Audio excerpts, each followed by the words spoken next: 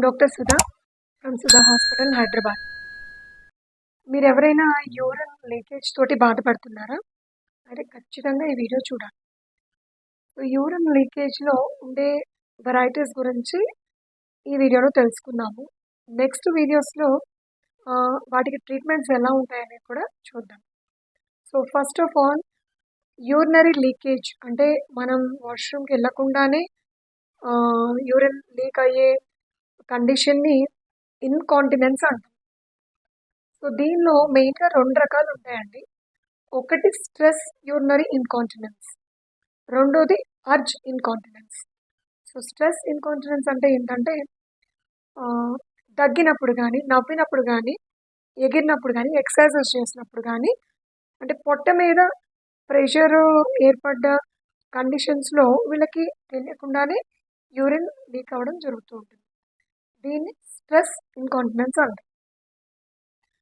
Second variety ఏంటంటే urge incontinence.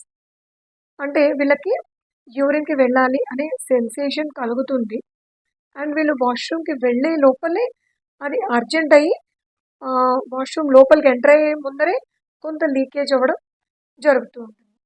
దీన్ని urge incontinence అంటారు. ఇంకో మూడో వెరైటీ కూడా ఉందండి. ఇది మిక్స్డ్ ఇన్కాంటినెన్స్.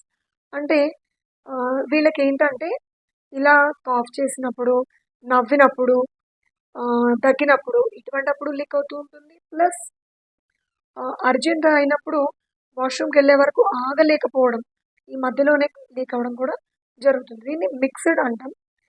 కానీ ఇందులో కూడా ఏది ప్రిడామినెంట్, ఎక్కువగా స్ట్రెస్ ఉందా, ఎక్కువగా అర్జ్ ఇన్కాంటినెన్స్ ఉందా, ఇవన్నీ కూడా మేము నోట్ చేసి ఒక వాళ్ళ హిస్టరీ తీసుకుని వాళ్ళని ఎగ్జామిన్ చేశాక ఒక డయాగ్నోసిస్కి రావడం జరుగుతుంది. అయితే ఎందుకు ఇది important, A type of incontinence అని గుర్తించడం ఎందుకు ఇంపార్టెంట్ అంటే రెండిటికి కూడా డిఫరెంట్ ట్రీట్మెంట్స్ ఉంటాయి. సో ఫస్ట్ డయాగ్నోసిస్ ఏదో తెలుసుకుంటేనే దాన్ని బట్టి ట్రీట్మెంట్ ఇవ్వగలం. సో మన నెక్స్ట్ వీడియోలో వీటిని ఎలా డీల్ చేస్తామో కూడా తెలుసుకుందాం. Thank you.